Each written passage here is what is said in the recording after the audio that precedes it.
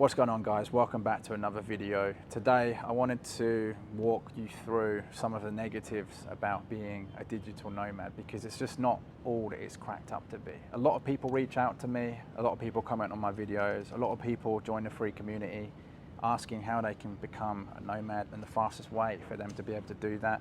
And although I put out a lot of content explaining and teaching people how they can do that, not everyone is cut out for it. Now, the reason why I do what I do is because years ago, this is what I dreamed of doing. I always wanted to travel the world. I always wanted to be able to go and live in a different country whenever I chose. I always wanted to experience life. I believe that the world is very small and that we should be able to experience it. I hated just being stuck in one place. I didn't like the idea of having to ask my boss to go on vacation. And I really hated knowing that I could only go on vacation for like a week or 2 weeks before I had to be back.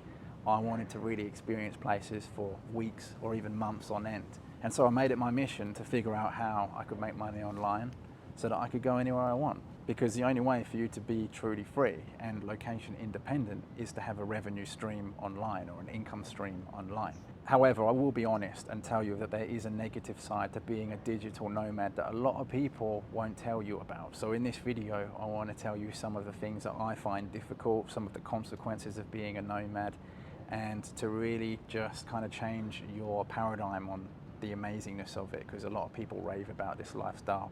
It unfortunately isn't for everyone. You might think you want it, but maybe after this video, you might change your mind. So the very first thing that I want to get across in this video is that to be a digital nomad requires great sacrifice. This is something almost nobody talks about, so I wanted to start off with this one because I think it's probably the most important one. In order to achieve your dreams, you have to sacrifice things. Now let me put that in a more simplistic way. If you want to have a better body, it means that you have to sacrifice some of your time in order to go to the gym. It means that you have to sacrifice good food in order to eat healthier food. So sacrifices have to be made all the time. Back in school, they called this opportunity cost. So if you've ever done any economics at school, or if you've learned economics, you probably already know what opportunity cost is. It's basically the cost of making a decision. There's always something that has to be sacrificed.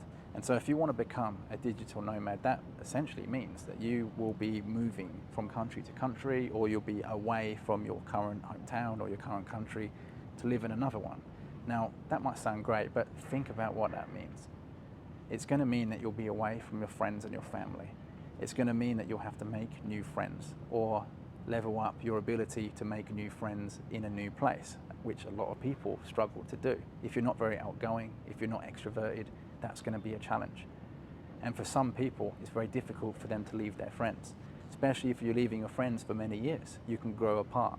So that's a sacrifice that you're going to make. And it's something that I've noticed from living this lifestyle, that I just grow in a different way compared to many of my friends who stay at home. I find that when I go back every year to visit my family, that my friends often have not grown as much as I have. Every year I go away, I grow another year, and they seem to stay in the same place. I guess because they're staying in the same environment or in the same hometown, so it makes sense. But that's something that you have to consider. You're going to be growing apart from your friends. Equally so, your family as well. Your family are going to be staying in the hometown or where you currently are. So when you're traveling around, you're not going to see them as much. So if you've got parents, let's say they're a bit older, you have to sacrifice the time that you're going to be with them in their old age because you're going to be traveling around the world.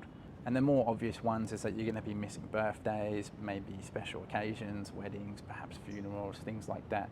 Of course, it depends on how much money you have. If you can just travel around constantly, go back and forth to your hometown, maybe it won't be such a big deal. But then you're more or less a traveler. You're not really a digital nomad. You're not actually experiencing different countries for what they are.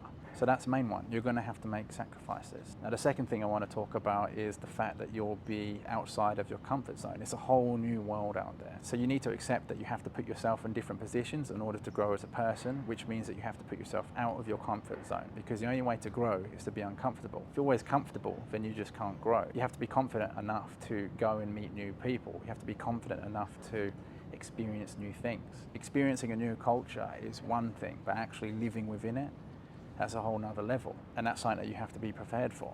Now, a few of the other negative aspects of being a digital nomad is moving around a lot. Now, before I became a nomad, I thought the idea of being in a new city or a new country every week or every couple of weeks was the best thing ever. The idea of being able to do that just sounds so awesome. But the problem is you also have to make money. You also have to build a business. So if you're always moving around, that's going to affect your energy. It's going to affect your productivity. It's going to affect your habits. Because if you're moving around, typically you're moving to new Airbnbs, new hotels, new neighborhoods, new areas. And when you go to those places, you have to figure out where things are. You've got to explore those areas. You need to find where the good food is. You need to find where the gyms are. You need to find where the nightlife is. Whatever it is that you're looking for, you've got to find those basic amenities like supermarkets and things like that as well as another one. So that can be a real challenge. It means that you're spending a lot of time just kind of navigating the world rather than being productive. And so this is something that I struggled with when I first became a nomad. And I realized as I've got older that it's far better to have a base, whether that means getting a lease and renting somewhere for a year and then traveling from that base, or just staying in one place for more than a month. It's totally up to you. But of course, you're not going to know where you want to have your base until you travel around. So it's kind of a bit of a paradox. You're going to have to accept the fact that you might not be very productive or be able to stick to your normal habits when you're trying to find where that perfect spot is. And you might never find it, to be honest. So you might just have to go somewhere that has enough of what you want that will allow you to be as productive as you need to level up your business, level up your income whilst you're traveling around. Now, if you're just a content creator and you're just a YouTuber and you make buckets of money from YouTube, maybe that won't be such a big problem. But as a business owner, if you have clients and things like that, that's something that you need to consider. And time zones would also go hand in hand with that. So if you have coaching calls or consultation calls or client calls or sales calls, you need to make sure that when you're traveling around that your time zone on your calendar is updating so you don't miss anything, but also so that you're traveling to places which isn't going to affect your sleep, because sleep is super important. Whether you're an entrepreneur or not, you need to get those 7 to 8 hours of sleep just so that you can function properly and operate at your best. One of the problems I found as well when you're moving around a lot is it's very hard sometimes to find, like a nice bed or a nice Airbnb. Sometimes you might have a bed with all the sheets, but underneath the pillows and underneath the sheets is a mattress that's really dirty. And so you realize that you have to sleep on this really dirty mattress. It's just a little thing that I've noticed whilst moving to different Airbnbs. You'd probably get the same experience in a hotel, let's be honest, but most of the time I'll rent an Airbnb because then I can cook my own food no matter where I am. But that's just a little thing that I've noticed whilst traveling around. It's nice to have some of your home comforts. So something that I had when I was living in Australia was a blender. I obviously can't travel around with a blender. I had one of those bullets, I think it's called. And so I could make juice all the time. Fortunately, I can't travel with that, so I don't get to have my juice very often. But if I go to a country or a city where there's a lot of fruits, then I can kind of make up for it. So it really just depends on the environment that you go to. Equally so, I had an office with a really nice chair, so I could sit in my gaming chair for hours on end and it would be very good for my back. Whereas when I'm going to different Airbnbs, they might have an office, they might have a desk and a chair, they might have a dining table, they might have these things, but it might not be as comfortable as what I had back home. So that can have a long-term effect on my back. I've got to be very conscious of that. It's just those little things that you only really notice as you're traveling around, which you have to bear in mind as you're moving from place to place. A really big problem of not having a base as well is that you're pretty much just traveling all the time. You're living out of suitcases, and yes, you could just rent somewhere for a month or two, an Airbnb, and you could take everything out of your suitcase, put it in your wardrobes, etc.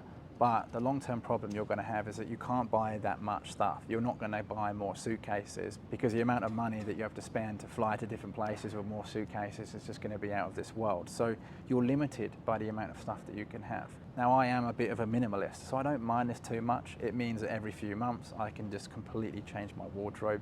In fact, I was in Australia last month after traveling around for a year, and now I'm in Kuala Lumpur, and I've just completely changed my wardrobe, which is something I've been waiting to do for ages. That's something to consider as well. You're gonna have to wear the same clothes all the time. You're gonna have to spend money to replace them. If you wanna buy more stuff, you've got to get rid of some stuff.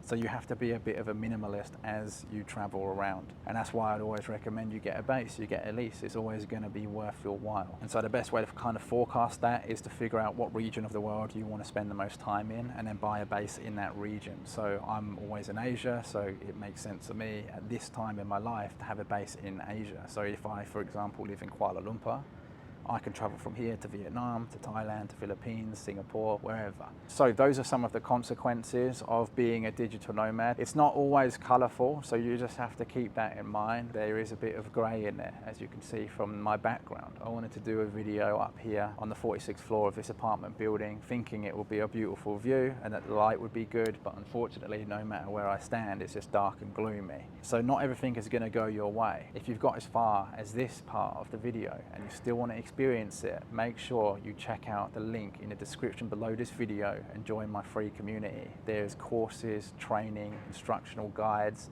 everything you can think of in that community that is going to help you make money on the internet so you can just pick up and go wherever you want in this world and be free. It's something that I always wanted to do when I was younger. I'm lucky enough to be doing it now. I'm really grateful that I spent a lot of money on courses and programs and consultants and coaches so that I've been able to get to this point in my life, and I want to be able to give you that information entirely for free in this community. So click the link in the description below, join it. Let me know if you have any questions by commenting on this video, like it. It's going to help me with the algorithm. Subscribe to the channel for more content like this, and I'll see you in the next one.